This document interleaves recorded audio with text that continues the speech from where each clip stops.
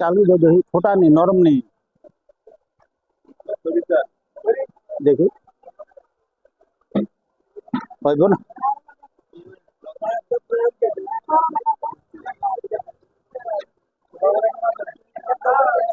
ও ভাই পেঁয়াজ কত? ভাই সব জিনিসের দাম বেশি। সব জিনিসের দাম বেশি?